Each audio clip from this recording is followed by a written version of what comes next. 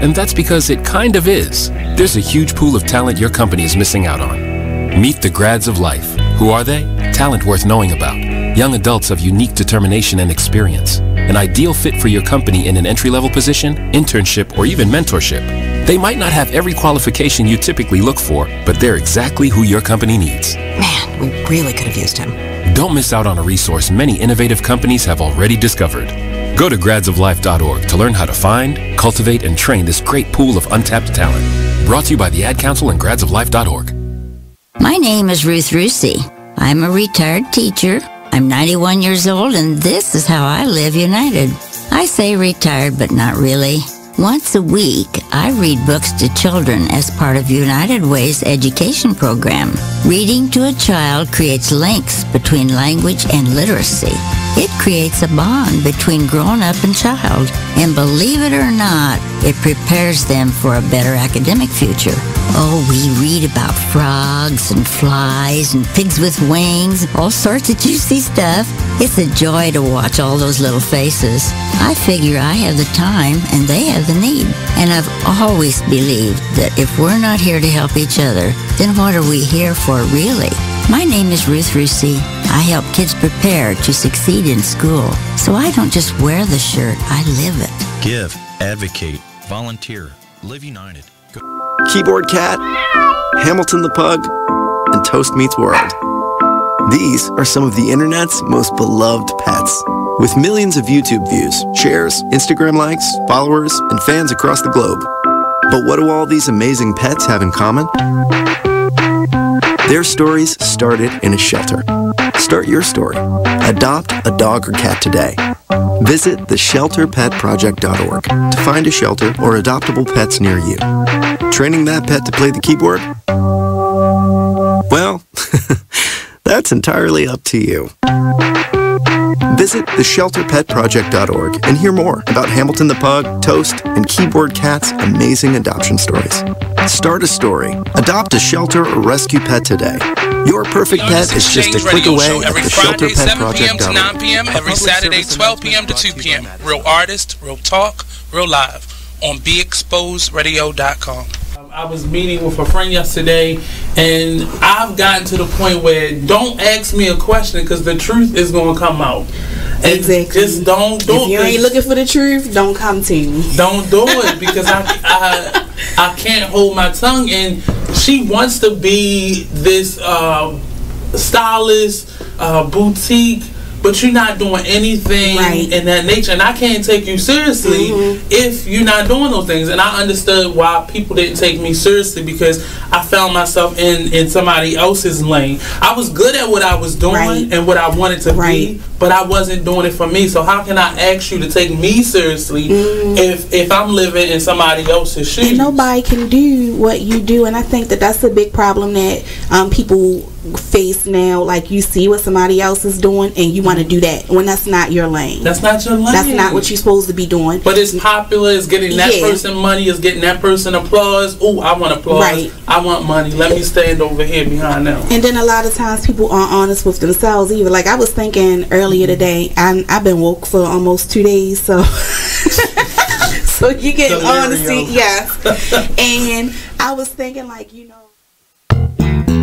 Artist Exchange. The Artist Exchange. The Artist Exchange. The Artist Exchange. The Artist Exchange. Artist Exchange Live. The Artist Exchange.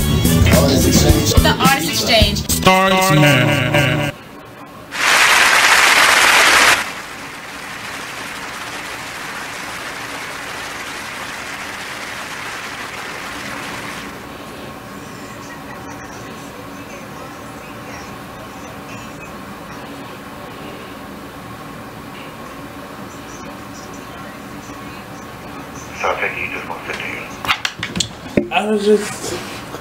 I was trying to read it. I can't hear. Hey, what's up, and welcome to the Artist Exchange Radio Show here live only on BeExposedRadio.com. I'll first start off by saying we are broadcasting live also In addition to BigExposedRadio.com, Facebook Live, YouTube Live, we're now live on Periscope. So all of y'all people who got y'all businesses popping on Periscope, tune in. I believe it's under Big Exposed Radio. You can find us live. You can find the Artist Exchange live on Periscope every Monday and Friday, 2 p.m. to 4 p.m. And today, I'll start off by saying, when it's hot outside, don't lather your body up in cocoa butter because it's gonna melt off. I've been spending I'm not even hot, but I just feel like my body is melting. Also, so you see the book. When I say we can't let Omarosa go. We can't revoke her black card because we need to pray for her. Because one, she is on somebody's hit list, and I don't ever pray death over anybody's life. But Omarosa, I'm very nervous for her. I'm very scared for her. I'm very I don't even know what to say. But I watched I can't remember his name, Emmanuel's live from yesterday, and he was doing a book kind of talk back of this book. The prologue alone, so the book starts with, the prologue starts with the day she got fired, and it goes through when she first met Donald Trump in terms of being on his show The Apprentice, and it kind of gives kind of a history of how racist Donald Trump is. And the fact that this black woman, excuse my language if a pastor of anything is watching, you do not fuck with an angry black woman. And I'm really and I haven't gotten through the entire book yet, but I've been going through. This lady has a vivid, and I'll have to say, even in the book, she states, if you're not eating at the table, you're on the menu at the table. And it's, I don't know what provoked her to write this book. One, she was pissed off because you fired her after you forced her to revoke her black card and be a part of your agency and your campaign, and then eventually on your payroll. But she really went into full detail about everything. This lady has a memory, and she is she's gonna find a job, even if she's just gonna write. She about to come up with her own TV series. I think Shonda Rhimes needs to be knocking on her door right now, and whatever she's about to do over there on Netflix, this definitely needs to be the next big show. Scandal shit. This is about to be crazy. I mean, you can pick any chapter of this book, and it's just. So I'm on part 2, the campaign, where she's going into all the stuff that had been going wrong. Everything that we think was wrong is actually what was actually going wrong. She kind of unveils all the smoke and mirrors that this campaign and this administration has had. The lies. One of the biggest ones was even how she was fired. That's in the prologue. It tells you how she was fired based on what they leaked to the media in terms of how she was fired and how they fuel the fake news outlets and give information falsely to them and then accuse them of being fake news. I'm just the back cover. He rambled, he spoke gibberish. He contradicted himself from one sentence to the next while watching that interview, I realized that something real and serious was going on in Donald's brain. His mental decline could not be denied. Many didn't notice it as keenly as I did because I knew him way back when. They thought Trump was being Trump off the cuff, but I knew something wasn't right. But we all knew that.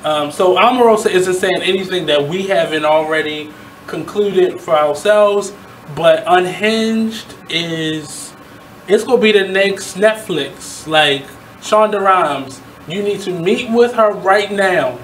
Do not let this book go on. I think this book has been out for about a month now, or a couple weeks, but don't let this book get into the hands of not near other white writer or TV show producer, creator at all. You need to get to Omarosa right now. I want to be an actor in this. I want to audition for this because, oh wow, I don't even know. I'll play her husband. I don't even know what to say.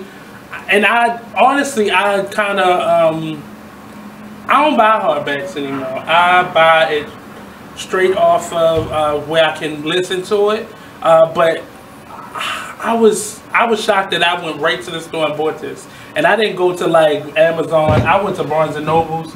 So I paid the real price for it.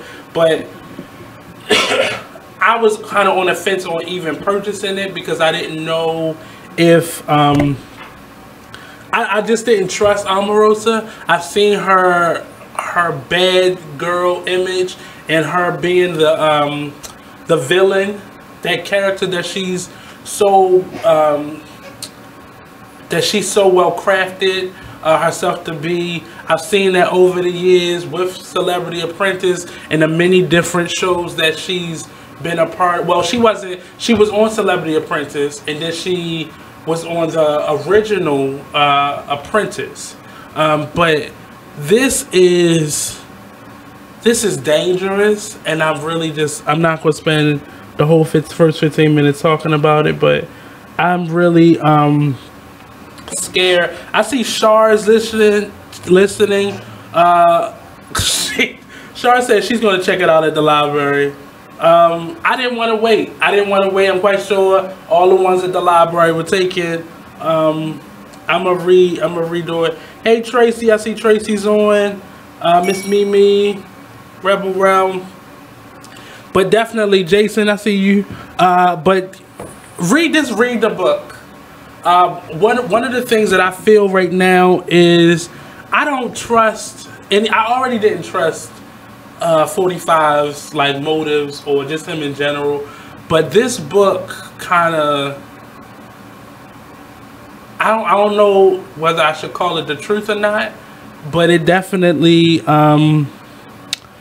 it kind of spells out fears that we already had, and I'll just say that she has a very detailed account of everything that has happened while she's been in his presence over the years since she first met him on the original Apprentice show.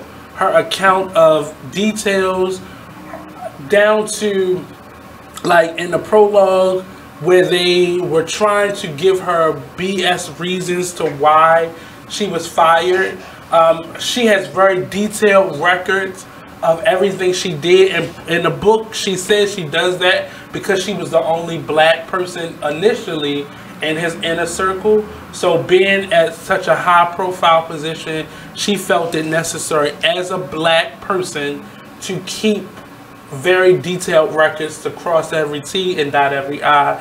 And it's unfortunate that she had to do that, but I guess I'm kind of on the fence on, did she know this going into this? Is that why she did it? Was she planning to write this tell-all, this salacious book? I don't know, but I really am. I want to finish this book. I'm like almost halfway through, but I definitely want to finish this book. I want to audition for the series that's going to come out of it. I could not. I really couldn't. I really could not put it down. I just kept reading it. Like last night when I first got it, and I don't know. I had to put it down at some point because it was starting to be too real for my comfort. And I want to like really go into depth with it, and hopefully Marnie will be coming back to talk lately soon, because I know like he gonna get into this, and I just want to be able to just go toe to toe and talk about it. I'm sorry.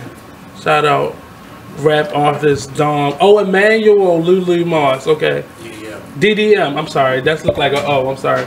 Shout out to DDM. First of all, I missed his live yesterday. I think it was yesterday or day before yesterday when he did it, but I watched it this morning and preparing for today's show. But I'm a comedian on stage, but he was able to give me this book, and what I had already read from the book, it made me want to finish it, because at first I wasn't going to finish it, because this is national security right here.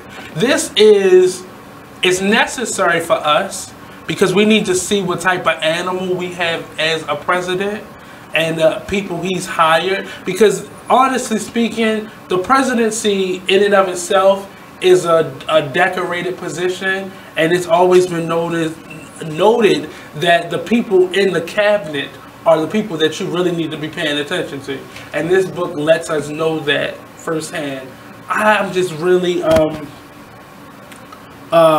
so Lulu, I was about to say Lulu, DDM will be doing like chapters from the book, so definitely look up Emmanuel Lulu, that's Lulu Moss, on Facebook, and he'll be doing some lives of it, and I'm gonna go over it just briefly, but I gotta wait till Marnie come back. I don't even really want to do all of that, so I hope he does like a special edition. I'm gonna give him my book so he can finish it, and I don't know. I'm gonna just keep this right here. Many people did not. Many people didn't want to purchase the book. They didn't want to support the book, so it's a lot of people just don't like it.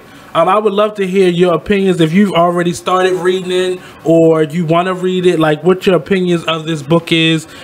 We already know how we feel about Omarosa, but I think just in general, who she is and what she stands for, and people are on the fence. We can't let her go. She knows too much stuff. And even in the book, it states why she even did Big Brother, Celebrity Big Brother, right after this scandal broke of her being fired. I guess she was in fear of something happening to her because they knew she knew too much. I can't wait to finish it. I want to see what else she wrote, but I am auditioning. I'm putting my plea out there now. I'm Nate, an actor. I'm willing to play her husband or the pastor that married her in some shape or fashion or form. I'll play her brother. I'll play the ghost of her late fiance. Whatever it takes, I need to be in this series. Shonda Rhimes, I need you to get on it. I need you to be on your job. I need you to make this into your first project for Netflix. That multi-million-dollar contract that you just signed, I need this to be your first project. Oprah, I need you to stay away from this Tyler Perry, but Oprah, I need for you to, Oprah could, I don't think Oprah could play, I don't think Oprah could play Omarosa, but who would you say should play Omarosa? I don't want Tiffany Haddish. I don't want, Vivica Fox. Wouldn't that be interesting as Omarosa? I think that'll be interesting.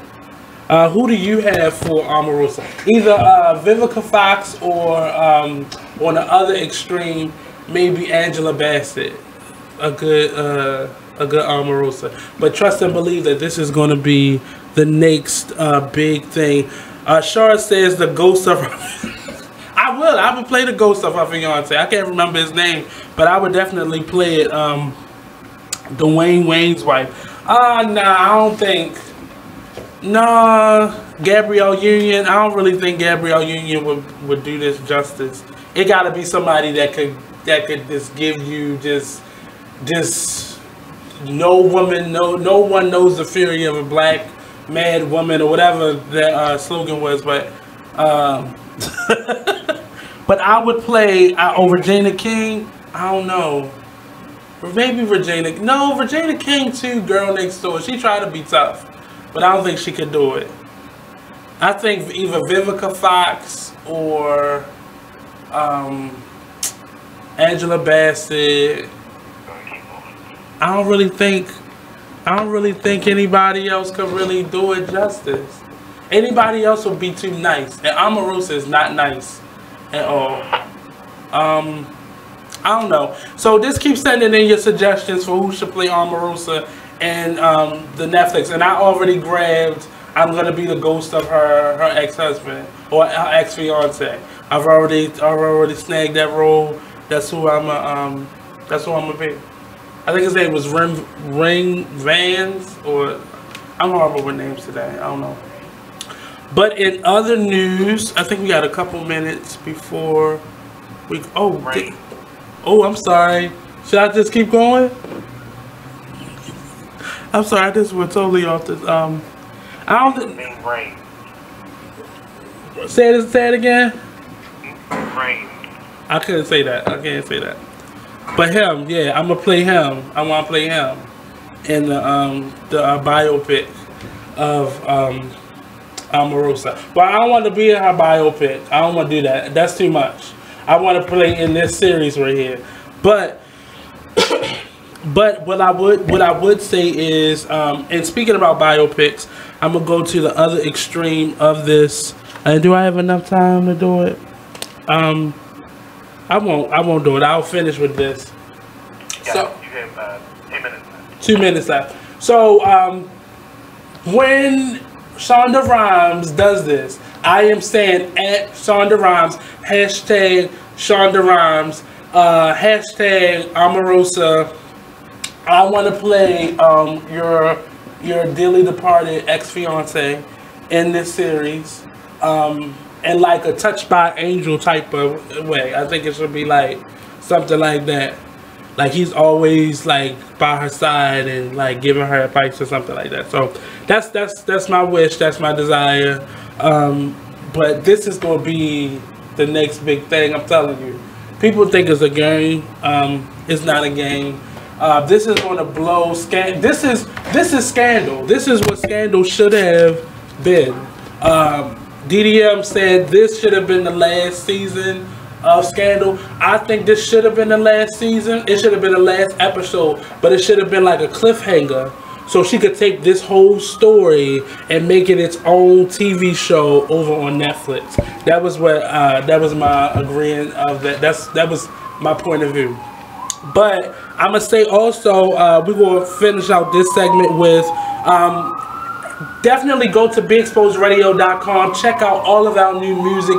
We have some really awesome artists and individuals who submitted their music. Don't forget, if you want to submit your music, MP3 format only, to info@BigExposedRadio.com. Don't forget to include some album art, some high resolution quality album art, so we can post it along with your music on our website. And again, that's info@BigExposedRadio.com, and include your information, links to your website, your music, information on you, in case any of our shows want to bring you on for an interview. Again, that's info@BigExposedRadio.com. You can go to BigExposedRadio.com right now, scroll down to the bottom, and you'll see all the lists. So get charted at BigExposedRadio.com. We're going to take a quick break. We'll be right back here. Huh? I'm gonna have to read that when I come back, because I gotta see their names first and my glasses not on. So we're gonna take a quick break. We'll be right back here on the Artist Exchange Radio Show, only on BigExposedRadio.com.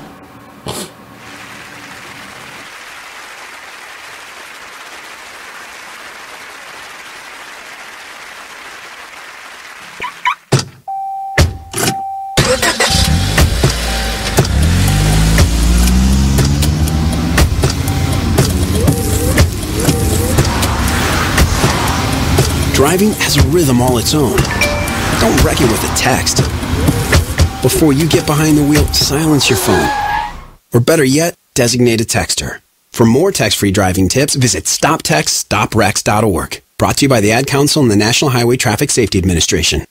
Green light. Hey girl, school zone. I'm getting hungry. Car changing lanes. You want to meet me for pizza? Stop sign. Intersection clear. Yeah, street. Pizza sounds good. Ballin Street? Girlin Street! It's hard to concentrate on two things at once, like texting and driving. Stop the text, stop the wrecks. How will you stop texting and driving? Tell us at stoptextstoprex.org. Brought to you by the National Highway Traffic Safety Administration and the Ad Council. Join the Just a Bit Outside crew every Monday, 8 to 10 p.m. on BeExposedRadio.com. You want to start off? I think I'll get it out of the way on a who's not. Okay, do it. The Orioles. Right. They got swept by the Royals. They lost 4 in a row, and the last 5 games have all been decided by 1 run. Mm-hmm. The game before, or the last game that they lost before the Royals was the Nationals, and it was Weeders, of course, won with a home run. Hit the home run. Right. They were going into that National Series. It seemed like they were doing so well, and they just crapped out. They got that game postponed, so who knows when they're going to replay that or play that game. Mm-hmm. That's my first not for the night. Okay. Okay, I'm going to go ahead and weigh in on my who's not, and I'm going to talk about the San Diego Padres. The Padres. That's okay. You just took my answer.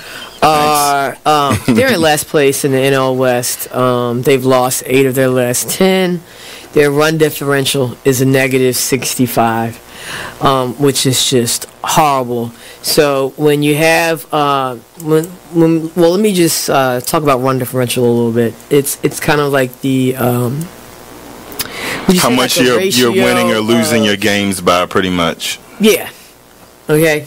It's like the margin of victory, kind of. Right. So when you're in a negative number, that means that you're. Then your average game you're losing by a whole lot. Right. I mean, a number like negative 65, this early in the season is pretty rough. That's horrible. The pitching numbers pretty much support this stat right here. I mean, the team ERA is 4.70, which is 26th in the league. They have 126 walks allowed. They acquired Jared Weaver in the offseason, and he really has not panned out. He's off to one of the worst starts in any of the pitchers in 2017. Mm-hmm. He's 0-4 with a 6.05 ERA. In May alone, he already has 12 earned runs in May. And, another one of their pitchers, Clayton Richard, he's 2-4 with a 4.34 ERA. And, in May, he has 6 earned runs and 12 innings pitched. So they're not pitching well. And on top of that, they are also not batting well. Right. But it kind of sucks because Manuel Margot is doing pretty good. His the past few at bats, his last. Join the Just a Bit Outside crew every Monday, 8 to 10 p.m. on BeExposedRadio.com. Only in the forest can you see this. But nothing beats the moment you see that. Cool! That's your child's eyes opening up to a world of possibilities. There are some moments only the forest can inspire. Find yours at discovertheforest.org. Learn about forests near you and discover cool things to do when you go. And you might just see this. Visit discovertheforest.org. Brought to you by the U.S. Forest Service and the Ad Council. You are listening to BeExposedRadio.com. Hey, what's up and welcome back. This is the Artist Exchange Radio Show only on BeExposedRadio.com. I'm your host, Mr. Kauser, here. Don't forget this show comes on, the Artist Exchange, every Monday, 2 p.m. to 4 p.m. and every Friday, 2 p.m. to 4 p.m. So before I was going off, so I'm going to have to read it off the paper this time because the way my glasses ain't in yet. So check out this week's new music submissions on BeExposedRadio.com. We have a couple new individuals that are coming on, some new music artists. Up, Up, and Away by I Am Star Trek, featuring Keith Stevens. Show Enough by Ollie Jones, featuring Pretty Sister, and God Sees You by Shantae Atkins was our first gospel. It's actually our first gospel entry. So we're accepting all types of music, not just rap, R&B, hip hop, but all genres of music is welcome. And we have a charting system. So I believe the top 5 will be posted in terms of charting, but your music will be able to be played. So the more you send people to the site for it to actually be played, or you share it out for people to be able to listen to it, we're charting. So we'll be doing maybe some prizes at some point for some of our top artists, but we definitely are looking for you to post your upcoming work, your upcoming music, I mean.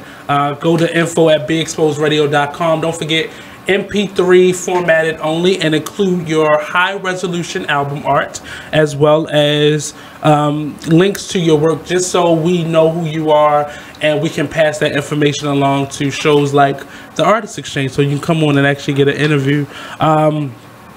Did you know you can take us with you anywhere? So not only can you check us out live on YouTube and Facebook, but now if you missed the show, you can download a host of apps like Anchor, Spotify, Google Podcasts, iTunes, and you can definitely check us out on BigExposedRadio.com, and like I said, YouTube Live and Facebook as well. You can check out past episodes on those platforms, and then we're live on Facebook, YouTube, and Periscope. So and if that's too much for you, just go to BigExposedRadio.com and you can go and click on past shows as well. In some unfortunate news, we lost one of music's icons, and I don't call her icon because that's just the new word, but she is definitely one of the voices that has inspired generations of singers. Aretha Franklin passed away at the age of 76 on Thursday. She passed away at the age of 76. I believe she probably passed away Wednesday, but her family released the information to us on Thursday. And she passed away at the age of 76 from cancer of the pancreas. She had been suffering from this cancer for a number of years, and it contributed to her drastic weight loss that we saw over the last couple years. And she's been battling, but she wanted to keep control over what people knew, and she had still been performing up until I believe this year. She has still been performing and doing things, and it really makes me think about my relatives. Like my grandmother just had a surgery. My father's mother, my paternal grandmother, just had a surgery this week, and she fell. So it makes me think of the relatives in my own family. I don't put celebrities above anybody, where people are now going to flood their timelines with everything Aretha Franklin. And I'm doing the same thing, so there's nothing wrong with that. But I think things like this should make you reach out to your family and kind of support them and just see how people are doing. We have family members that are suffering from cancer, so I'm not gonna just look at Aretha and let that be the end all. Like, really take the time. Don't wait till somebody dies to give them their roses. Like, really check up on people along the way. And I know sometimes grudges and hardship can sometimes take over our attitudes, but don't let things like this go by without saying what you gotta say to people now. Aretha was definitely one of my icons. I loved Aretha. I love listening to her music. And it was very interesting when I first heard that she was in hospice. I started just listening to her music the last couple of days, and it really, she has a girth of music that spans from traditional gospel music all the way to opera.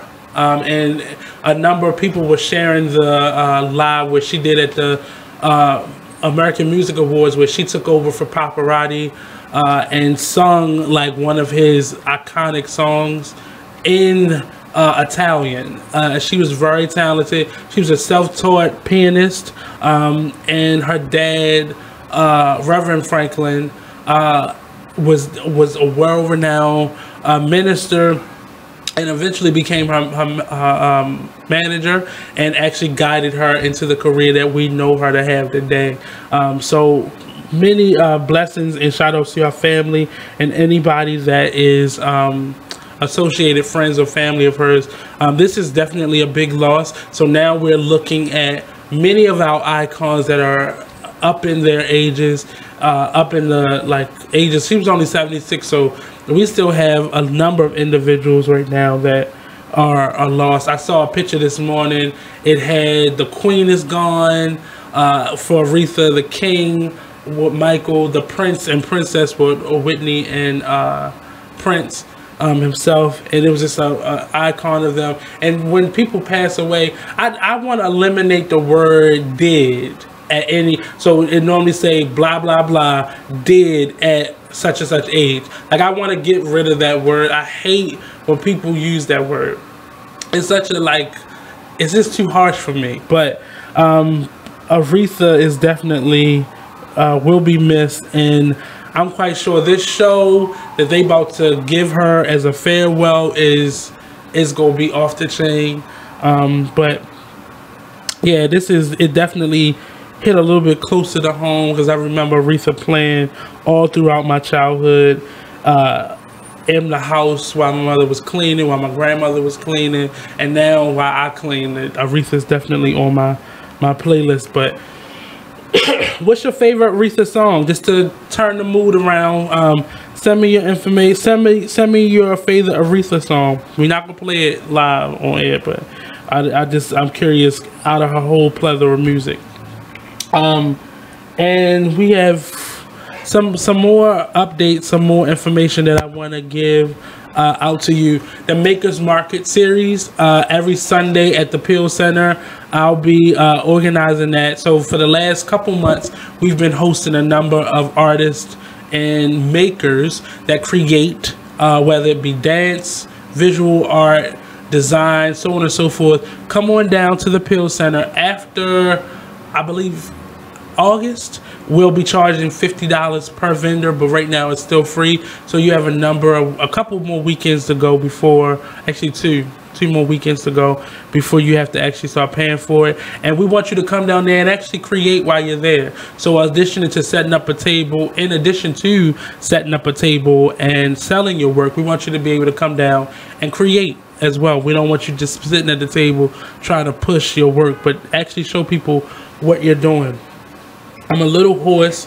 I've always had some vocal issues, and over talking, especially when you have a cold, is not good, because it just weakens your vocal cords even more. So I'm trying to only talk on the days that I have to talk, but it's kind of hard. But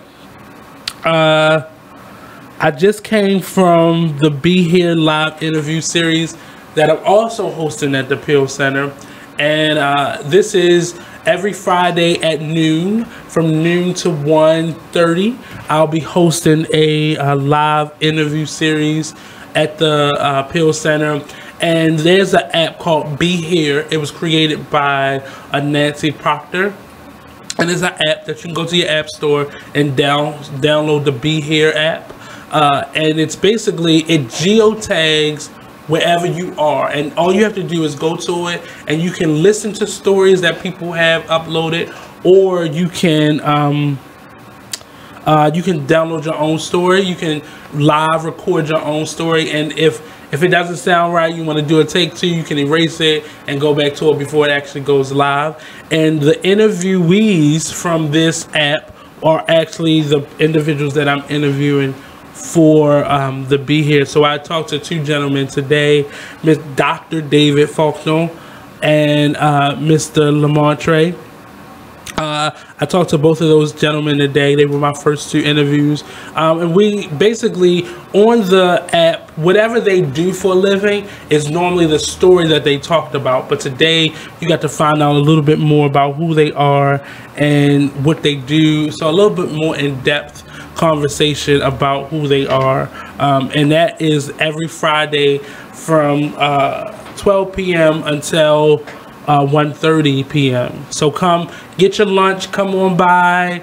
You get to talk with and meet with many interesting individuals. I have some really interesting individuals coming up for this series that were a part of the Be Here app. You can download your story, and I possibly will be able to pick it from our database. There are thousands and thousands of stories in this app, and they're from all over the world. So anybody can download the app, or you can go to it on your computer and pull up the information and actually download your story, and you may be the next person asked to be on the lineup. A summer cold is horrendous, and it's coming to an end, but it's been taking me out. If you didn't realize, and I think I'm gonna say it now, but we're having an open house this coming Friday, next Friday, the 24th. So come on down. It's from 5 p.m. until 8 p.m. here live at the station. We have a couple businesses that will be represented. Some refreshments. You can come down here and network with not only the Be Exposed family, but a number of other businesses. Right now, we have a number of people on our Eventbrite that have already registered for tickets. So basically, during our open house, you can come down. We'll be interviewing. The cameras, the lights, everything will be on live, and you can come in per segment, a couple people per segment, and just interview with the various hosts of the station. So definitely look forward to that. If you've never been to one, or you didn't get to watch any of our open houses, this one is a little bit different, but the focus is on businesses and individuals that want to promote themselves, and us kind of sharing what we do here on a daily basis with you on that day in an extended version of it. And you'll get to meet the various hosts and members of Be Exposed, the co-hosts and such, and you get to come down here and promote yourself and network with other business owners like yourself. So I've invited a number of individuals from the DMV area, and we have fun. Normally at our open houses, we have a lot of fun. There's a lot of meeting and businesses going on, and I have to confirm with two of our vendors, but we will have a boutique in attendance, and I have to confirm with the other young lady. But it's open to you to come on down and market your business, your brand, your upcoming events. If you have anything coming up in September, the open house is definitely the space for you to be able to come and promote what you're doing. We were supposed to have on today's show the organizers from the Vegan Fest. I'm trying my hand. I haven't started yet, but I'm trying my hand this fall, and I'm gonna try to live a vegan lifestyle. I don't know how long that's gonna last. I don't know why I would do that, but I'm gonna try eating vegan. So we were supposed to have them on. They have not shown up, so we're gonna keep it moving. But this year, it's gonna be at BCCC again. I was there last year, and they actually are having Maya. If y'all remember Maya, she has a vegan wine line coming out. So definitely check that out. The food was awesome. Surprisingly, there are people who cook as vegan chefs that actually do know what they're doing. And I said this to myself, I want to try it out. I don't know about living the lifestyle like for the rest of my life, but I'm gonna try it out. One of the biggest things was why I never stuck to it before was I never cooked vegan. It's like learning a whole nother culture's cuisine. When it comes to cooking vegan, it is hard because you have to substitute flavors, and I'm a big person. Don't call it chicken if it ain't really chicken. Thanks. Don't call it chicken if it ain't really chicken, and that's been my problem with it. But we're gonna take a commercial break. We'll be right back here on the Artist Exchange Radio Show, only on BeExposedRadio.com. That's how you can tell when I said 1 minute. I should go on the break immediately after I said 1 minute. Well, what happened was I had already stated what I was supposed to talk about. That's on my production sheet. So I just went to break. I mean, but technically right now it's time. Like it's 30 seconds. It's time for a flashback. Now I'm not gonna say all Aries don't know, but it's just the one you had. That was just the long one, right? You know. Yeah. But it's always something that you can. Go ahead, Bless. Can you recollect any signs that you might not get right? October 15th or 16th. What is that? And Libras. See, I've had some good Libras and I had one really bad Libra, but he was white, so he his back anyway. So I don't. Wait. Hold on. Wait a minute. Demonstrate. You got to demonstrate the back. No.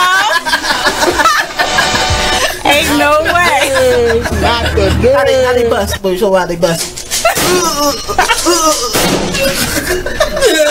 And then want to cry afterwards. I mean, what the is the point of the tears? I mean, I can see you shake, yeah, and shake it off real quick. But you crying? Out of here. What was he crying for? Cause baby, this pussy make that. You in?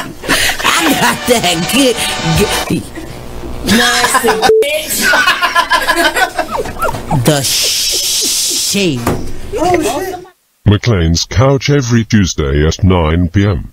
Only on BeExposedRadio.com. Be Exposed Radio. It's a family affair if you want to look at it that way. It is. I totally agree, and I believe I believe that this wisdom on the wall is going to be a movement, and that's what I believe we are doing. Is we're creating a movement where people essentially, even after we've presented in these workshops, then they'll be inspired to sort of document some of the things that they've gone through and empower somebody else. So it'll be like a chain effect. So they'll see that, we were just three women who have gone through various things and experiences in our lives, and we just took the opportunity to sit down, put it in a book, and then it'll be a movement, and then other women will be inspired to do the same thing. Let me tell you, we are better together. We are so much better together, family. I'm telling you. When we band together, put our resources and our experiences together, we can create a movement, and that's what it's about, inspiring people to do more than what they may currently see of their own lives, that they can do so much more. So yeah, you are exactly right. Be Inspired Radio Show. Tune in every Wednesday from 7 to 9 I'm LeVar p.m. Burton, and I'm proud to be a book person. How do I choose a book? Sometimes it's the cover, sometimes it's the title. I guess I'm pretty visual. If a book's really impressing me and the writing is really good, I will peek and see what the last paragraph is, because the endings of books should rock you. I am a book person, and if you're a book person too, read to a child and spark a lifetime of ambition. Join me at bookpeopleunite.org, because reading is fundamental. A public service announcement brought to you by Reading is Fundamental, Library of Congress, and the Ad Council. Green light. Hey girl, school zone. I'm getting hungry. Car changing lanes. You want to meet me for pizza? Stop sign. Intersection clear. Yeah, street. Pizza sounds good. Ballin Street? Girlin Street! It's hard to concentrate. You are listening to BeExposedRadio.com. All day I was getting texts and emails from people I knew asking why I hadn't already packed my bags and gotten the hell out of there. Lester McCorn, my classmate from seminary, text now would be a good time to resign and condemn Trump's behavior. This isn't about your public reputation. This is about a man this is about a man and the spirit of hostility towards African Americans. On social media, people had ideas whom the slur on the Apprentice tapes was referring to. A sample tweet: Trump probably was calling Omarosa a nigger. In those Apprentice tapes, I would not be surprised. My mother checked in on me often. I'm worried about you. I want you to make sure you're okay, she said. She knew that I would do what I wanted and needed to do, regardless of anyone else's opinion. I heard them all out before, but I made up my own mind. she was concerned, but she knew she had raised a darling child. Like, this is crazy. I can't keep reading this. I mean, no matter where you start, and that was what, October. This is, a lot of it is like journal entries, but you can go through, like, she must have was keeping a really detailed journal. On that same day, whenever someone mentioned Access Hollywood, we were to say Mr. Trump's words pale in comparison to the words and virtual tragic actions of Hillary Clinton. She has called tens of millions of Americans desperate, deplorable, and irredeemable people who lived in their parents' basements. I mean, we heard all this stuff before, but she goes into, so you get the perspective of the individuals that had to work for him, and it keeps going. Like, it just gives you dates, and I don't know. I skipped over the chapter entitled Chapter 9. It was the election day. I haven't read that because I don't think I'm ready to hear the honesty that a part of the kind of the comments that I'm hearing online in general. If you knew all of this, why didn't you say anything? Even to when she was first fired, she didn't react. She didn't react immediately because she was still on payroll, and that was against, I guess, her contract with him or her promise or whatever that was to Trump. And it just goes to say, if you knew all of this stuff, then why go through with it for opportunity, something to put on your resume or for a paycheck? And if you'll do that, what else would you be willing to hide or deny or like live through? So this is definitely it's a, I don't want to call it a good read, but it's definitely a interesting perspective that she had. If you read the prologue, you kind of get a sense of how they tried to fire her, and it's still not clear as to why they fired her. I think that's probably a question that she's still asking herself, but it definitely is, and it was a question that she herself asked them in that moment. But don't piss off the wrong people. Like, a person like her, don't piss them off, because, yeah. I mean, every chapter, so September the 15th, at the 46th Annual Congressional Black Caucus Legislative Conference in D.C., I had a brief run-in with Hillary Clinton.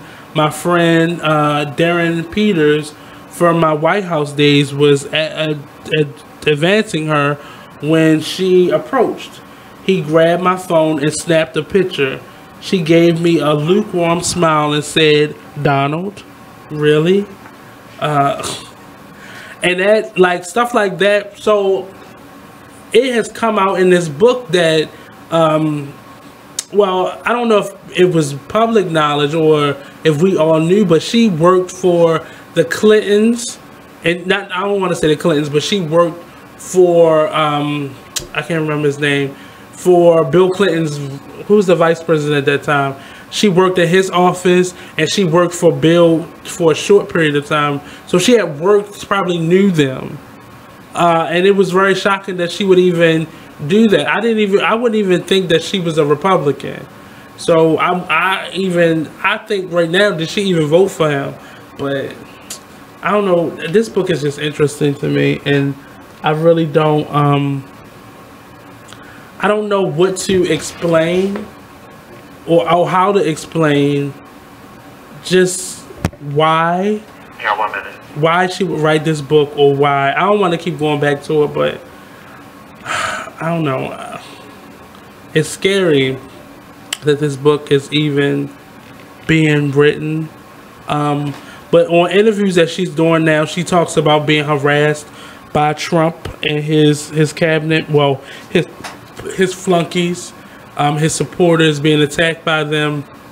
How our publishing company was attacked, and I don't know how to describe this, but we haven't seen anything like this before. People write tell-alls. Even the first tell-all book that was written by the interviewer guy that was following him throughout the election time, it still didn't. It wasn't. It was kind of behind the scenes, but this is still different because she has a different take because she had credentials to be able to get to spaces that this man wasn't, and she talks about the people that are surrounding Trump just as much as she talks about Trump. And I wonder if she ever thought that he was her friend. So we're going to take another quick commercial break. We'll be right back here on the Artist Exchange Radio Show, only on BeExposedRadio.com, home of Cheryl Underwood Radio, weekend mornings at 10 a.m. Don't forget, only on BeExposedRadio.com. Oh, weekday. I thought it said weekend. Weekday mornings at 10 a.m. I'm sorry. I have my glasses on. Sorry.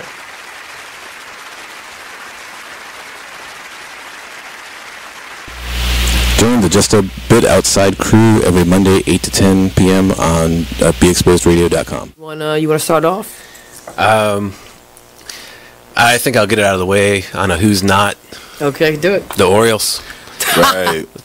They got swept by the Royals. They lost 4 in a row, and the last 5 games have all been decided by 1 run. The game before, or the last game that they lost before the Royals was the Nationals, and it was Weeders, of course, one with a home run, hit the home run. Right. They were going into that National series. It seemed like they were doing so well, and they just crapped out. They got that game postponed, so who knows when they're going to replay that or play that game. That's my first not for the night. Okay. Okay, I'm going to go ahead and weigh in on my who's not, and I'm going to talk about the San Diego Padres. The Padres. That's okay. You just took my answer. They're in last place in the NL West. They've lost 8 of their last 10. Their run differential is a negative 65, which is just horrible. So when you have well, let me just talk about run differential a little bit. It's kind of like the how much you're winning or losing your games by, pretty much. Yeah. Okay. It's like the margin of victory, kind of. Right. So when you're in a negative number, that means that you're. Then your average game you're losing by a whole lot. Right. I mean, a number like negative 65, this early in the season is pretty rough. That's horrible. The pitching numbers pretty much support this stat right here. I mean, the team ERA is 4.70, which is 26th in the league. They have 126 walks allowed. They acquired Jared Weaver in the offseason, and he really has not panned out. He's off to one of the worst starts in any of the pitchers in 2017. He's 0-4 with a 6.05 ERA. In May alone, he already has 12 earned runs. 12 earned runs in May. And, another one of their pitchers, Clayton Richard, he's 2-4 with a 4.34 ERA. And, in May, he has 6 earned runs and 12 innings pitched. So they're not pitching well. And on top of that, they are also not batting well. Right. But it kind of sucks because Manuel Margot is doing pretty good. His the past few at bats, his last. Join the Just a Bit Outside crew every Monday, 8 to 10 p.m. on BeExposedRadio.com. It's a jump off. Welcome to the Cheryl Underwood Show. Hot topics. We discussing anything. It's a go. We going live now. Got a favorite song calling to the show. Is we ready? Yeah. 4, 3, 2, 1. Here we go. That's what I'm talking about, Cheryl Underwood Radio. You are listening to BeExposedRadio.com. Hey, there's my son. You've been. The Artist Exchange Radio Show here live only on BeExposedRadio.com. So we talked a little bit about Omarosa, a little bit about Aretha. We have a couple more things that I want to go over, but I'm going to save that to the second half of this second hour.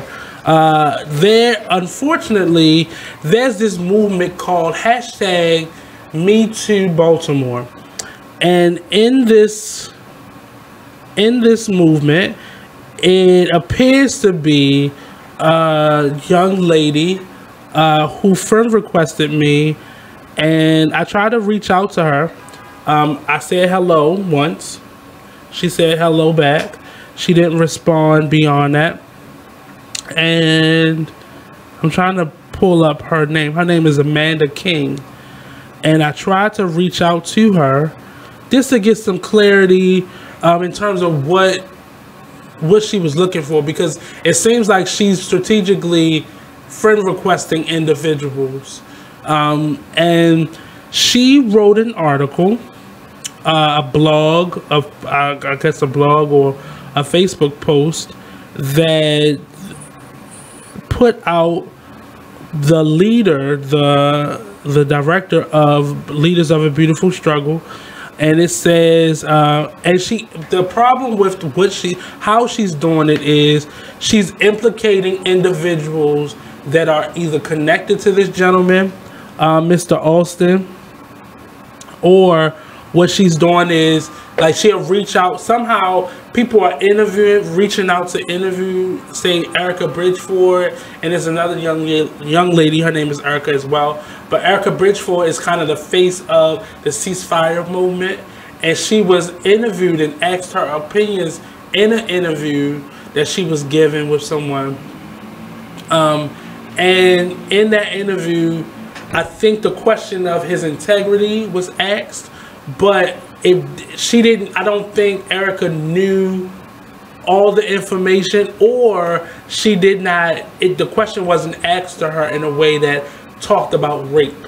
So apparently there's a victim out there in the world that is accusing Adam Jackson and his organization, Leaders of a Beautiful Struggle. She's basically stating they have aided in the exploitation of black women by taking credit for their work, sexually manipulating black women who have in turn using scare tactics to intimidate and blindside black women. I've said from the beginning of this Me Too movement, there has to be a way that is legally spelled out where people can't simply accuse you in public opinion, in the court of public opinion, and that's it. There has to be a legal way.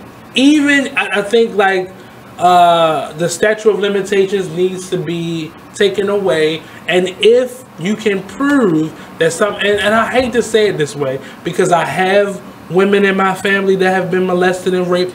I myself have gone through as a child molestation. So there is a certain level of, I don't want to talk about this. I feel a stigma attached to this. I don't want to be a victim, or you're going through whatever you're going through in the time that it takes you to speak up. For me, I was in my 30s when I first said something. Just a few years ago, I was about 31, 32 when I had my first guest on this show, and I spoke up and said something. Prior to that, I don't think I ever said it out loud to anybody. But there is something in this culture of Me Too, and I'm not just going to use that hashtag, but this whole culture of speaking up and speaking out and saying something that is doing the reverse. So someone like a Erica Bridgeford, who is taking control and taking the narrative of what this city is possibly capable of, and you're implicating her in a rape scandal, and you're being very vague. The questions that you asked her had nothing to do with rape allegations, and then you post publicly and you spread the word in terms of her taking the side of, and she specifically said, I want to get this, make sure I have it correctly.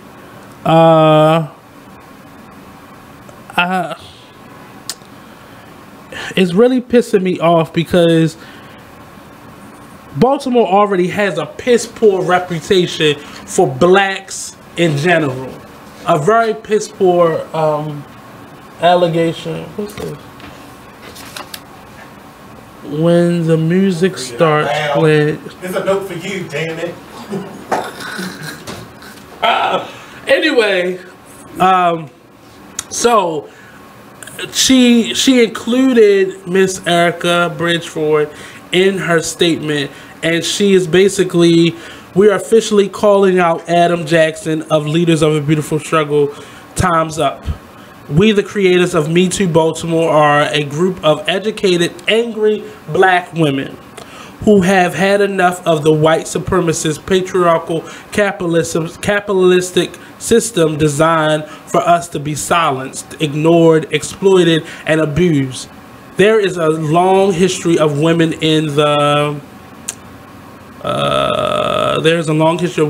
this city who have done phenomenal work to bring forth justice and healing, to uplift, sustain, and educate our community and transform our city. Unfortunately, our great efforts have not always been recognized, and instead we have sacrificed and led freely, and have been led freely with an open heart, only to be slapped in the face and preyed on because of our vulnerability by so-called political organizers like Adam Jackson of Leaders of a Beautiful Struggle.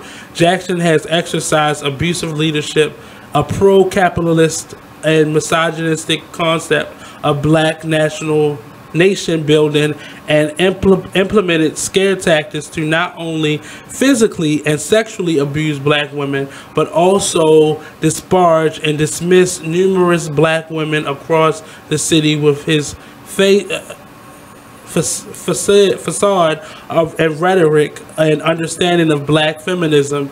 And intersectionally, Adam Jackson and his organization has aided in the exploitation of black women by taking credit for their work, sexually manipulating black women who have intended who have interned using scare tactics to intimidate, blindside black women. Intimidate and blindside black women. They have assumed themselves as gatekeepers while ignoring black women who do work centered around our healing, shaming, humiliating, and disrespecting black women in the name of black power. And it keeps going on and on and on and on. I'm on the fence because I've seen it happen. I've been a part of it on both sides, but I always bring up my two uncles who I know were innocent and were accused of rape.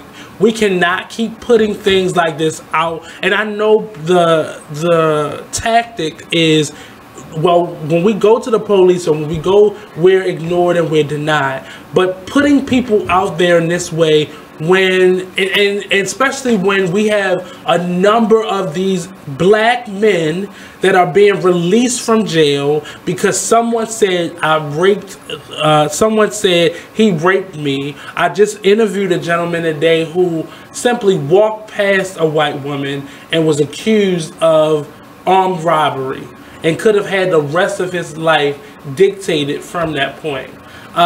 I have an issue with putting it out in a way where you are then eliminating individuals that may say, well, hold on, I don't know this to be this person. Let's research, let's figure this thing out. If you go to organizations in that way, opposed to just trying to destroy everything around you because you are hurt, and then you are, not only you yourself are damaged, you're trying to defend someone who has actually gone through this.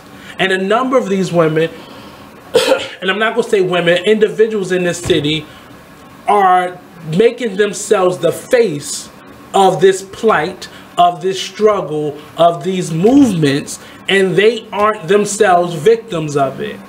And if they are, how the hell are you going to help somebody else if you have not sought the how can I say, if you have not sought any type of healing yourself.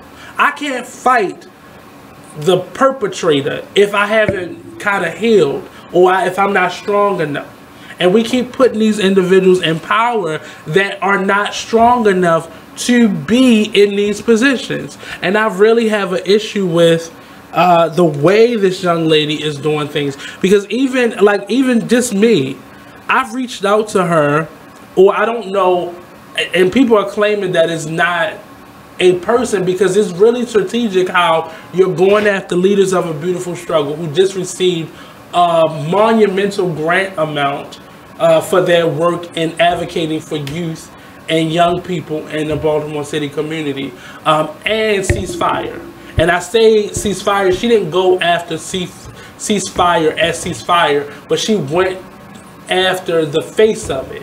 After Erica is now the face of change on a global platform, coming down off of a TED Talk and then going into other different platforms in terms of her reach and actually making change in this city. So you discredit her, cut her off at the knees without due process. Like the whole, I'm sitting across from the courthouse, so I see justice happening every day, and we're able to actually go into these courtrooms and see the trials. You could actually do that, but I have an issue with the way this young lady is doing it.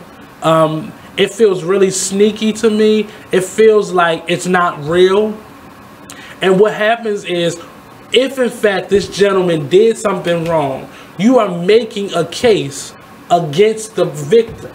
You're not making a case against this gentleman.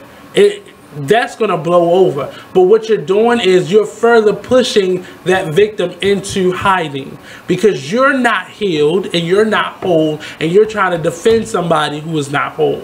And that it kind of cancels it out, because just the label of being an angry black woman, like you're labeling yourself that way. And I don't even want to get upset about it, because even I've been in workshops in situations where it got really ugly towards men, and I would stand up or I'll voice my opinion like, well, this has happened to me, so I don't think this is solely on the back of women. And I just finished talking to a buddy, a colleague, this week actually, and he went through sexual assault in terms of what we call sexual assault now, unwanted advances. That's now considered sexual assault. And I have everything is now labeled under rape, and everything is labeled under like misogyny used to be kind of the umbrella, but now everything goes rape to rape. If I called you on Facebook or sent you a message, that's sexual assault. If I made a remark about your body, that's sexual assault. And I'm not denying that these things are true, but there needs to be more clear-cut definitions of what sexual assault is, of what rape is, of what consent is, of what now non-verbal communication is part of the conversation. We learned that with the gentleman, I can't remember what show he was on, but the Indian gentleman, he's an actor, comedian. The lady went through with the sexual act with him, and after, when she reported it, she reported that she gave him non-verbal cues that she wasn't interested. And this is a very sensitive topic, and I always feel uncomfortable, as in politics, discussing it, because you could say the wrong thing, and I know even what I'm saying now can be misconstrued as me victim shaming or being misogynistic. I've been accused of being misogynistic, and I am the most passive around women, or mostly women. I'm very hard on men in terms of what my expectations are and how I'm treated by them, very much so. But there has to come a time where we can't just throw allegations out there and there aren't any court proceedings. There are no lawyers, people who are trained to deal with this, but we're simply putting things on Facebook. There's a case with there is a LGBTQ theater company that's going through the same thing. The director, I think the creative director, is now being investigated because one of the former members of this group is accusing him of sexual harassment as well, and is promising to make it very difficult for any venue that will promote them and allow them to perform in their spaces. I'm gonna continue with this conversation when we return. Don't go anywhere. The Artist Exchange Radio Show only on BeExposedRadio.com.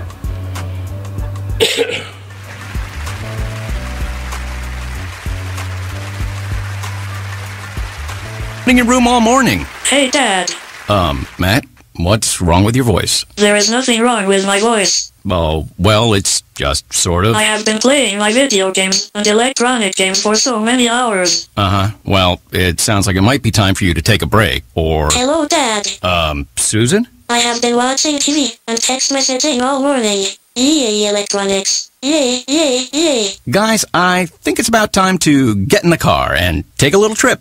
Maybe see some trees, some green things. What are these green things you speak of? This weekend, unplug. Take your family to the forest. There's nothing in the world like experiencing nature firsthand. Trees, paths, bluebirds, streams. Getting closer to nature can get you closer to your family. To find the forest nearest you, go to discovertheforest.org. Brought to you by the U.S. Forest Service and the Ad Council. Get out to the forest and discover the wonders of nature with your family, just like Blue, Jewel, and the whole Rio flock. Let the kids connect to their roots. It's gonna be so much fun. Yeah! Woo-hoo! Let's rock this jungle. Yeah! Fresh air. What a glorious morning. Clean water. Woohoo! This is great! And endless surprises. Yo, this is untapped territory. How amazing. Visit discovertheforest.org. Brought to you by the U.S. Forest Service and the Ad Council. So when you get to the corner of Smith and Orchard, you're going to want to take a left. You are not going to Then what you're believe going to do is turn onto Marcy Avenue. just broke up, and go past the first apparently 3 she's lights, happy and then about take it. the next left. I don't really then drive think 5 she's more happy, blocks, but and you should be who there. am I to judge, right? Park on the Anyway, right. That's I'll what see I you heard later last tonight. night. It's hard to concentrate on 2 things at once, like texting and driving. Stop the text, stop the wrecks. How will you stop texting and driving? Tell us at stoptextstopwrecks.org. Brought to you by the National Highway Traffic Safety Administration and the Ad Council. This message is for all of you sitting in the passenger seat. And apologies if it gets a little uncomfortable. But how does it feel to be at the mercy of someone who thinks a random text is more important than your life? Someone who takes their eyes off the road while speeding along in a 3-ton hunk of steel. Freaky, right? Well, why not just ask them to stop? Or better yet, volunteer to text for them. It might be a little awkward, but believe me, you'll live. Learn more at stoptextstopwrecks.org. Brought to you by the Ad Council and the National Highway Traffic Safety Administration. Green light. Hey girl, school zone. I'm getting hungry. Car changing lanes. You want to meet me for pizza? Stop sign. Intersection clear. Yeah, street. Pizza sounds good. Ballin Street? Girlin Street! It's hard to concentrate on 2 things at once, like texting and driving. Stop the text, stop the wrecks. How will you stop texting and driving? Tell us at stoptextstopwrecks.org. Brought to you by the National Highway Traffic Safety Administration and the Ad Council. And we're back with more Cheryl Underwood Radio. Thank you, super producer. Hey, we're at the top of the show. That news you can use, that 60 seconds from the hill, that word on the street from our favorite country lawyer, better known as Judge Harry Sutherland. If you got a topic that you want us to talk about, give us a call, 1-855-SHERIL-1, or email us at SherylUnderwoodRadio.com.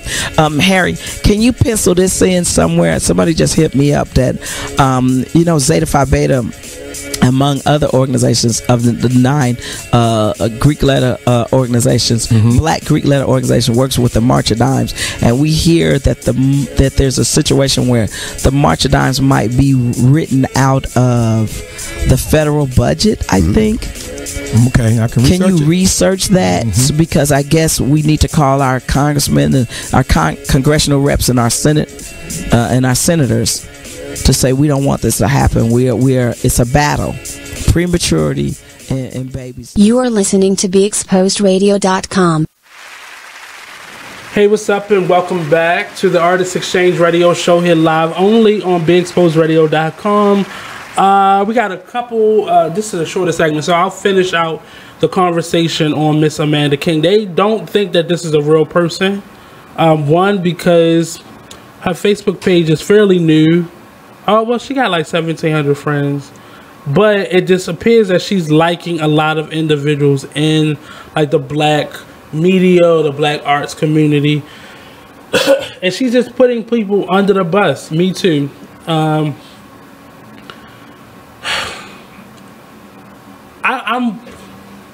If you can publicly on social media post the predators, the alleged predators, information, face, picture, and it's hard to call. A lot of people are using this word victim in a different way. We're hearing the word survivor now. But I really feel like in a culture where black men are already looked at as animals, one, there isn't enough help. Now, all these organizations for women to prevent subsequent XYZ, to prevent XYZ, men normally get that help once they're far gone. And I'm not making excuses for men who commit these heinous acts and terrible, do these terrible things to individuals. But I think, and I mean, because I'm a man and it's happened to me before, and I've seen it happen to other males before, I have a different perspective. But it feels like hate. It feels like you've learned something, now you're going to use it as a weapon. I remember having a conversation with a young lady, Jessica, that I knew, and she had a problem with me using the word female. And her statement was to me like, you don't call men males, you only call women females. And I know what female is. Female could be an animal, it could be a plant, it could be, you know, a bean sprout, it could be an electrical outlet, could be male or female. And that was her point to me, as if I did not know that. But male and female have been a part of our community. And I know a lot of the systematic, like racism and oppression that is happening in our communities is in part because this male-driven founders of this country were all white men. And so a lot of the things that we say, a lot of the things that we do is based on what we've learned and what's been passed down. But I believe my male ancestors were on the same boat as my female ancestors. So to divide us and keep us separate is where the problem is. So all these organizations that are meant to kind of uplift women and bring black women and women of color to a level beyond where they have been before. I mean, I believe that black men were, and I don't say this to say this how it should be, but I think, you know, black women and women of color have been even behind black men. But it's only been a few steps. Like, black men aren't given any more than black women are being given. And I think because we are raising our young black men as, it's just like survival. Like, black men are really thrown out there in the world where black women are nurtured and secured, and secured in a way that black men aren't. And even that could probably be argued from a woman's point of view. But I can just speak from my own experience. Many of the, like, I have a cousin, we're the same age, we grew up together. I saw how my mothers and aunts and grandmother treated her differently than they treated me. I saw how she got more education in terms of just simple things. Cooking, cleaning, how to take care of a home and a house, street knowledge, where I wasn't given those things. Like, literally, I wasn't. I knew at some point that they had a sex talk with my cousin, and I didn't get that conversation. And I think my mother was in on the conversation with her. And I'm thinking, it's not even about blaming anybody, but it's the idea of realizing what people have and where they're all starting off at. And it's not this thing is us against you. Like, if we keep doing that, then we'll never be, as a black culture, we'll never be any further than we were. Not even where we are, where we were. Because it feels like we're going backwards. And it's the idea, and I've always asked this question. So in terms of this black and white, do we want equality or do we want ultimate power? And it feels like this Me Too movement has been in a place where we eliminate men from the conversation. I sit in, I was at the Impact Hub. I'm there every Wednesday. And I sit there, and there was an organization of women. And I'm not saying these women that were there were all from the same place or coming from the same hurt place.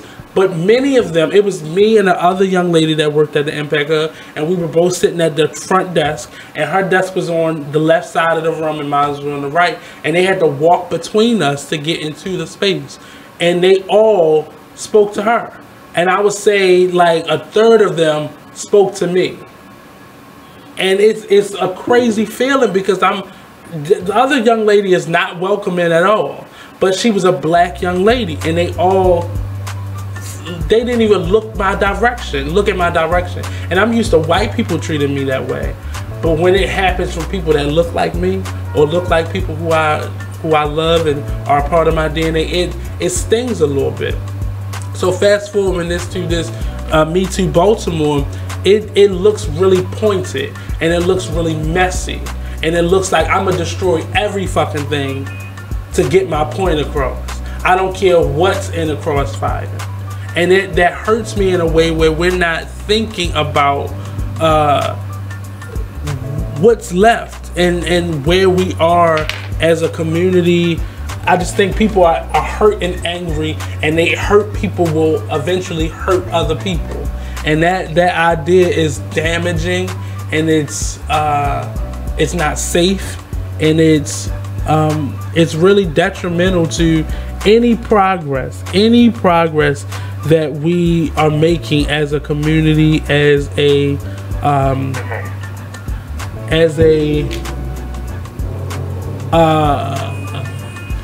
as people in general. So I'm gonna go to a quick commercial break. I'll be right back. I believe we have 2 more segments left. So don't go anywhere. Artist Exchange Radio Show only on BigExposedRadio.com.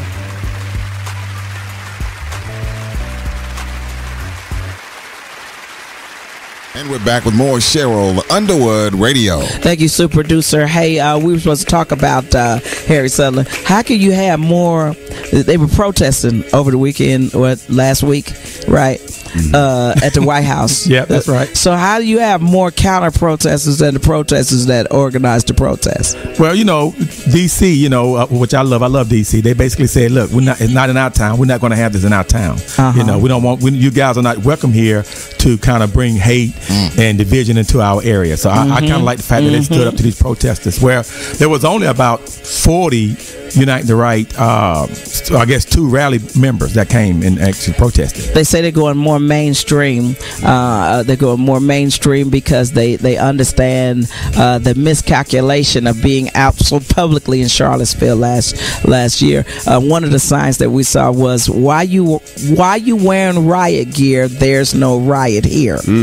I really liked that one for the people that were the protesters, the supremacists, nationalists, or whatever they want to call themselves, was wearing riot gear, but there was no riot here. And I like that. And I like that everybody came out in force, but they also came out in love, and that was great. Let me see something else.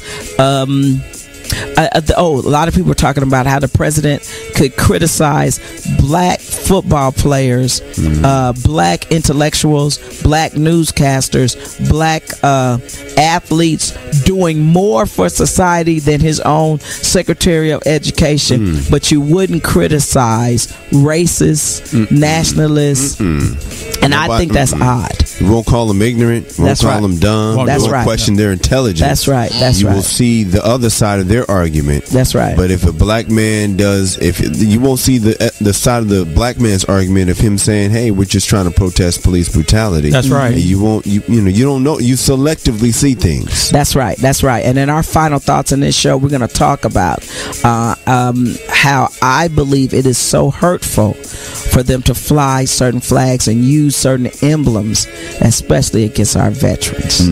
So we're going to talk about that in our final thoughts of the show. Let me see. Wait a minute. Did you hear the story about my phone keep turning it on by myself? The story about the girl. Oops, I'm sorry. The girl, the Republican candidate who faked her diploma and never graduated. Oops. And they say the people on the diploma don't even work. Don't even, or they not even there or something like this. Wow. That she faked it. Embarrassing. but and then the bad part is it's a female Republican where this is supposed to be a lot of women getting into politics because of certain movements and our president. But when you're a Republican, you can't be faking stuff because everybody gonna jump on it. So don't be faking stuff. You can't fake a degree. I mean, that's right. We can find that out easy. Yeah. That's what happened, and they posted it. They posted it. She posted it, and the school was like, "Nah, she ain't went to school here. Nah, we don't know her. Yeah, she ain't went to school here. Don't know what you're talking about." Harry, you want to give us an update? I'm sorry, I'm trying to get my time right. I'm sorry, Harry, I pressed the wrong button. So, can you give us an update on what's going on in politics? Somebody else is trying to tell me about this girl with this diploma. So, can you give us an update real fast, Harry Sutherland? President Trump has blasted his own appointed Attorney General Jeff Sessions. Now, Jeff Sessions is the highest ranking chief law enforcement officer in our country. He was appointed by Donald Trump and actually one of Donald Trump's men. The problem, though, is Jeff Sessions has been asked by Donald Trump to make this Russian investigation go away, and Jeff Sessions refused to do so because in the past he actually had to recuse himself because he worked on Donald Trump's campaign. It's getting a little hot in the kitchen, and Donald Trump is feeling the heat and wants this thing to go away because he's been caught in several lies, but that's what our president does. He lied a lot. For example, he said he didn't know anything about any type of Russian meeting, offering any type of dirt on Hillary Clinton. Well, we just found out recently that he did. So now it's more trouble for the Trump campaign and the Trump presidency. All right, see, that's why we use Harry Sutherland, our favorite country lord, to get our news you could use, our word on the street. That's 6 seconds from the hill on Cheryl Underwood Radio. When we come back, we got our HBCU shout out. You don't want to miss it. Coming up next. You are listening to BeExposedRadio.com. Welcome back. This is the Artist Exchange Radio Show, only on BeExposedRadio.com every Monday and Friday, 2 p.m. to 4 p.m. Eastern Standard Time. Also, don't forget we have, like I said it to you before, but if you go to our website, there's a tab called Syndication. You'll be able to see all the different platforms that our show can be watched on, including iTunes.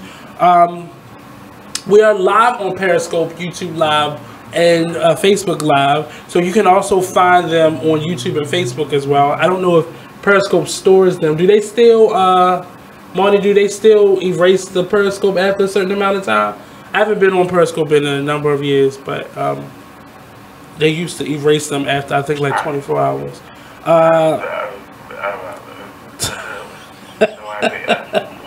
So we have a great syndication. If you want to bring the Artist Exchange to your platform, definitely hit us up. You can go to syndication or go to info@BeExposedRadio.com. Email us and we'll definitely set it up. We also have some great shows on our lineup.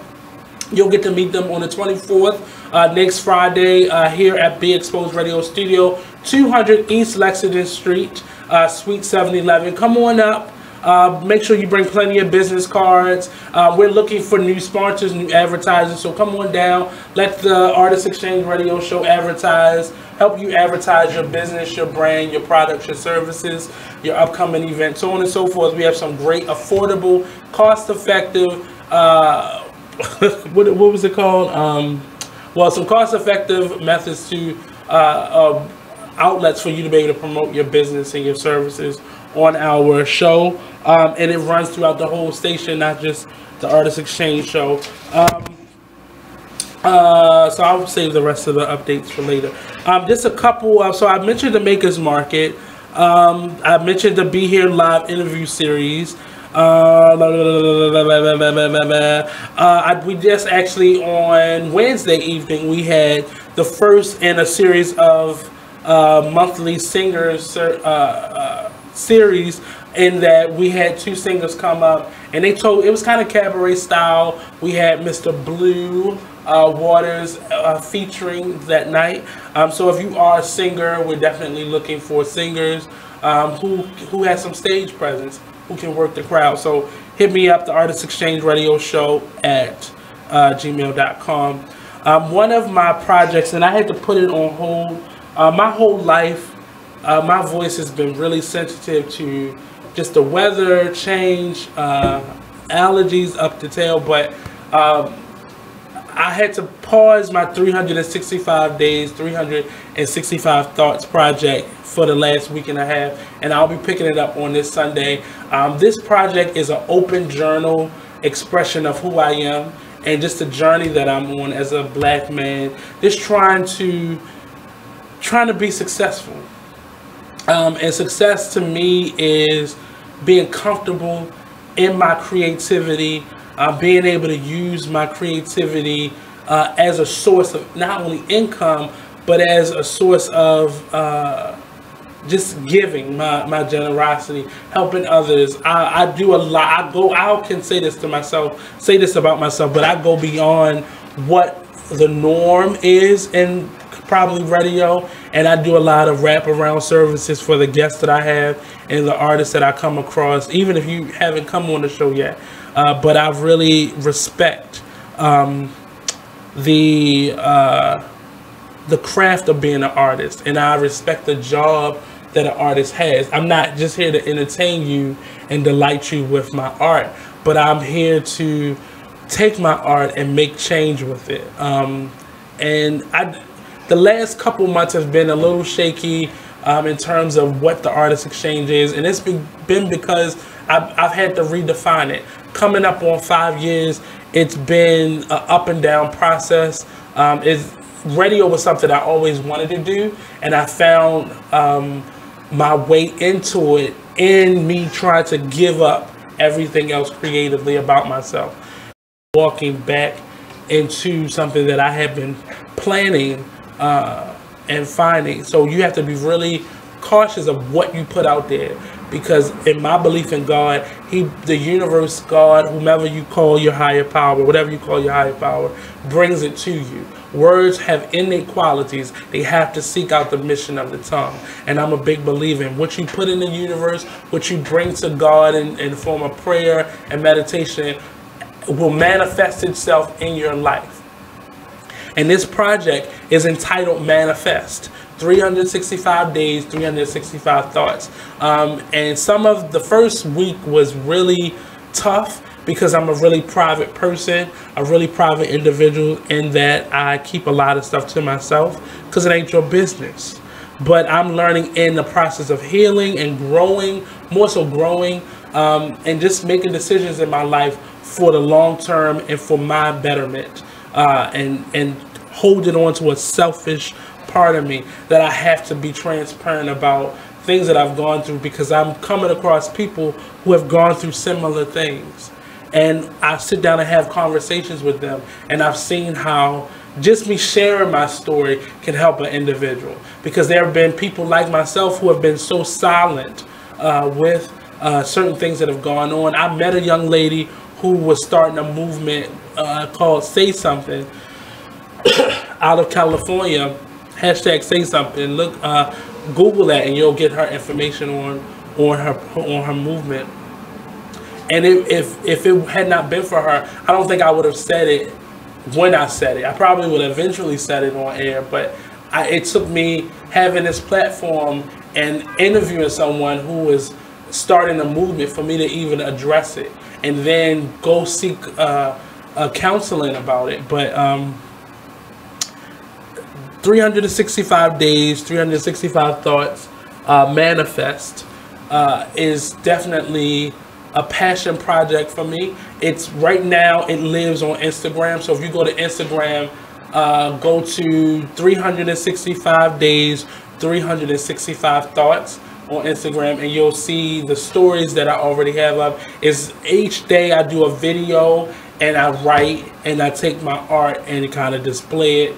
And it's very simple at this point, and I wanted to just grow. I was having some vocal issues the last week and a half, so I haven't been able to talk as much.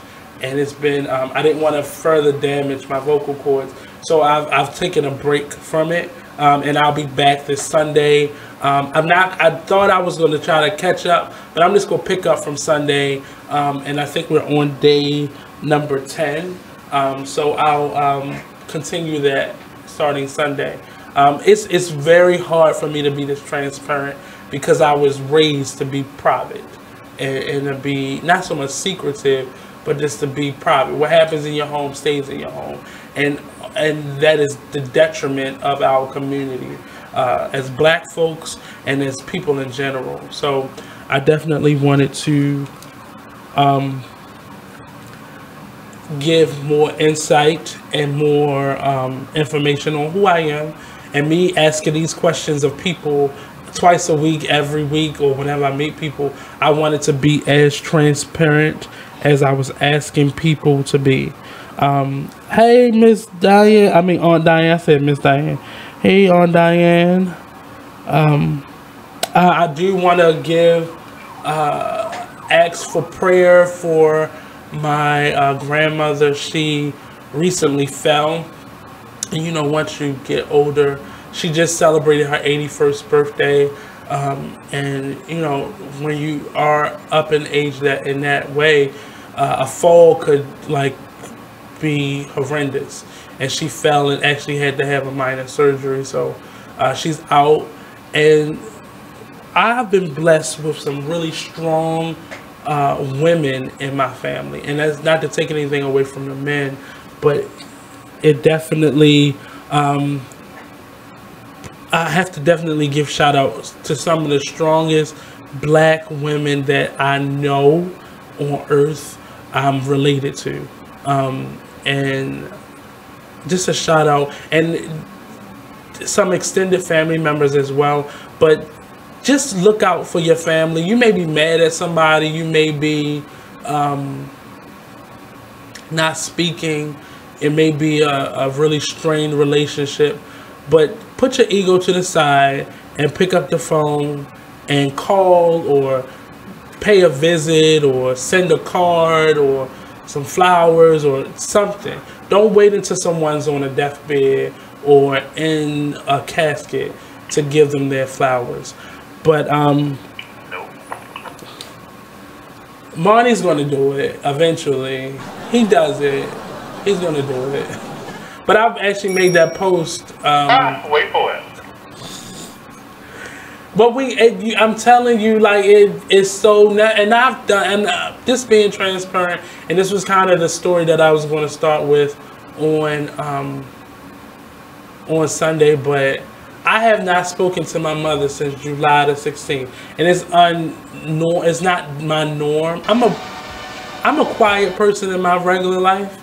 I don't use the phone often, but I have a really unspoken bond with my mother, and often I would just go to her house and just sit and maybe eat something, and we didn't really talk, but just to be there, it was something that I needed. But I have not done that, and part of my reasoning behind it was, at some point you get to a point where other people's negativity and other people's stuff can ruin your life, and you have to separate yourself.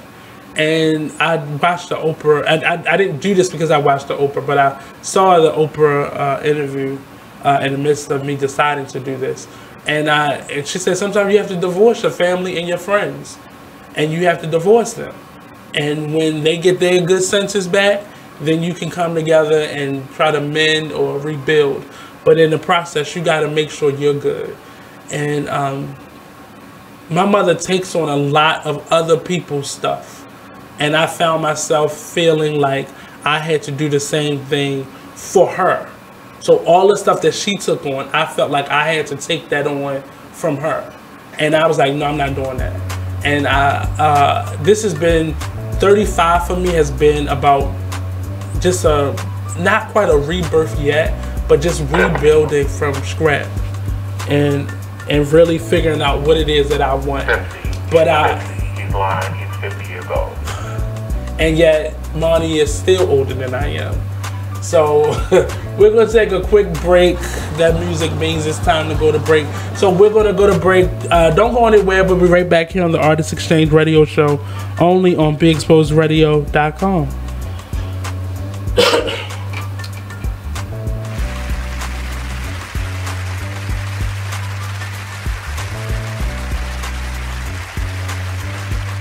And we're back with more Cheryl Underwood Radio. Thank you, super producer. Hey, now the phone lines are blowing up, but everybody wants to know why they can't go straight to the air. That's why we came up with a promotion, Call Me Back Cheryl. And what you do is you call 1-855-Cheryl-1. You leave me a message, a recorded message that we're going to air that says, hey, this is your name. This is how you listen to Cheryl Underwood Radio. And call me back, and this is my phone number. We will not air your phone number, but we will call you back and record that call. And we air it. And what we're setting up is for prizes. Yeah, and we also don't have that big of a staff, Cheryl. That's right. And sometimes we get them calls on the air. Yeah. And we got to send you the voicemail. Sorry. Absolutely, because the phones blow up. Yeah, we don't have a secretary here sitting here answering the phone like they do. Remember, we had Lizzie was our intern, and she went to school. Yeah, she had to go. So she now went to school. We just got to send you the voicemail, but we get it. We check. Yeah, we check them. But that's a good point to be able to go to voicemail before you go live, though. Right. That's a very good point. And people got to understand that if we get fined, we will lose everything. Yes. And if we get bad publicity for airing things, it's not just profanity. It's the fact that our callers speak the way they normally speak, and they speak in a way that you could possibly lose your job if you disparage somebody based on race, sexual orientation, religious beliefs. And because it's a talk show, people believe they can say anything they want, and we're trying to protect you while we protect us. Yes, good point. So somebody called in and asked, "Are we still doing PSAs?" Yeah, Vic, you got at least 3 PSAs you need to produce, right? 3 of them, yes. Okay, so you need to get that going. But we want you to know that this promotion is open to you. So, Vic, if you were doing a promotion, you're Vic Frost. You called in 1-855-Cheryl-1. You say, "Hi, my name is Vic Frost. I listen to Cheryl Underwood Radio on this station," and get your number, and then call me back, Cheryl. Harry, you want to do it first, or Vic, you want to do it first? I'll go ahead and do it first. Okay, go ahead. Hey, this is Vic Frost. I listen to Cheryl Underwood Radio on WNAA 90.1 FM in Greensboro, North Carolina. Cheryl, call me back. All right. Are you listening to Vic? Did you just shout out North Carolina A&T? I did. All right. That's what I'm talking about. Okay. So you would have left your phone number that we will not air. We will not air. We're going to cut that part out, and then we're going to call you back. So I will call back Vic Frost, and we will record that phone call. That's what we're going to do. Harry Sutherland, you go ahead and do yours. This is going to be a doozy. Watch this. Go ahead. This is Harry Sutherland, your favorite country lawyer, and I listen to Cheryl Underwood on WMFA 1400. It's a gospel station where the Lord loves everybody. Cheryl, call me back. That's right. Okay, so then, Harry, you would leave your phone number. That's right. We want you to say Cheryl Underwood Radio next time. Know where you work at. Okay. Where you work at. Where you work at. But I understand that. I understand what you meant. And then I will call you back, Harry Sutherland. Okay. And we'll get our praise on and have a little baby Bible study. That's right. Come on, and then we're going to air that phone call. So we're going to air both of the phone calls. We're going to air the one where you want us to call you back, and we're going to cut out, your phone number. Yeah, we will not air your phone number. No. But you've got to say, the only way you can be part of this promotion, I don't get the hiccups. You got to say where you listen to us. Thank you. Where and how you listen to us. Say your name, then say, "Sure, call me back." Then leave your phone number. I will call you back. Or whoever you designate on this show. You could say, "Warren Ballantyne, call me back." You could say Tyrone Dubois, call me back. You could say Shayna. You could say call me back. Call me back. You could say Courtney Black. When you come back to work, call me back. Courtney's not calling you back. Oh, she ain't calling me back. She don't return. She won't even come to work, will she? No, she told no. She won't even come to work. So you best believe I ain't gonna let her call you back. That's right. If you a dude, call me back. If you a dude, Kyle said you can't call back his work. You are listening to BeExposedRadio.com. What's up and welcome back to the Artist Exchange Radio Show. This is the last segment. And I think my voice is saying in now. But we are officially finished for today. And we'll be back next Monday. Also coming up tonight, It Is What It Is radio show at 9 p.m. only on BeExposedRadio.com. Today's discussion, it was just about telling your truth, your story. We started with Unhinged. Many shout outs to Aretha Franklin's family. Shout out to my grandmother, Helen Kauser. Get your story out. If you got a journal, if you got to go to Facebook and leave a post, if you got to, go to your audio file and just talk it out, speak what's on your heart. Don't go through life with things piled up on top of you and things unsaid and unheard. And it's okay to give people a break sometime. I divorced a couple friends last year, and I'm just starting to talk to them again this year. Some of them didn't make the cut, but a couple of them did. And it's not about my arrogance and my ego, and it's nothing like that. But sometimes you got to choose you.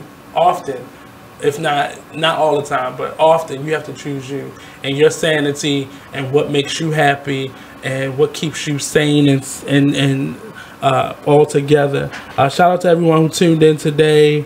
I see my Aunt Diane was on. Tim, Mr. New York, Shar.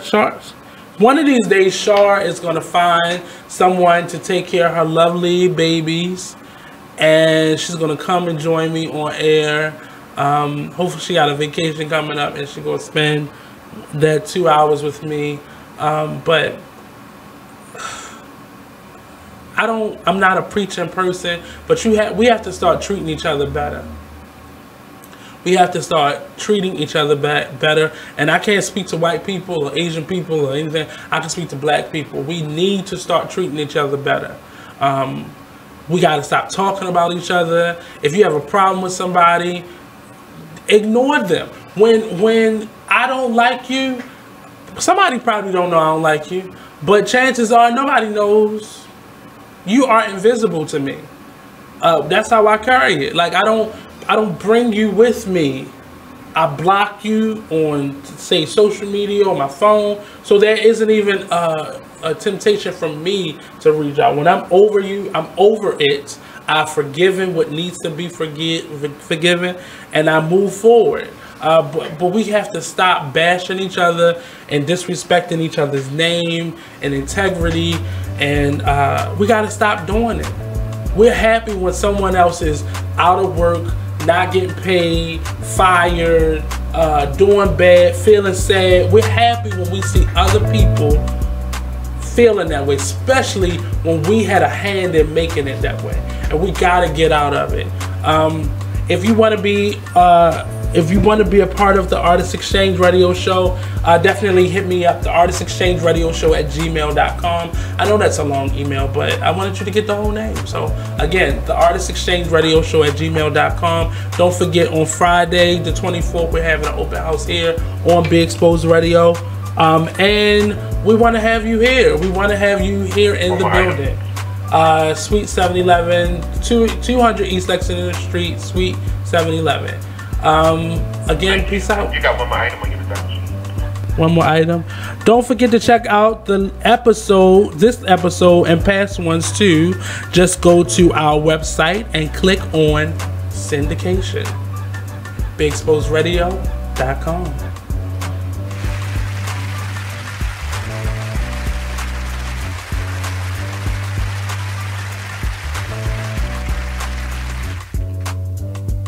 we're back with more Cheryl Underwood Radio. Thank you, super producer. Hey, Kyle, was there anything we were supposed to catch up on? I think we good. Vic Frost, are we good? No, we good. We caught up on everything? We are caught up, yeah. Well, I will tell you this. Earlier in the week, we got some information about Aretha Franklin, that she was gravely ill. I will tell you this. The reason we're not talking about this is because when I first came on the top, I said that while they was talking about who was the queen, I said there's only one queen, and that's Aretha Franklin. That's right. And she sent flowers, and then she came on the talk twice. And the first time we were in New York, and she performed, and we were her backup singers. I shouldn't have wore the dress I wore. I was really fat in that dress.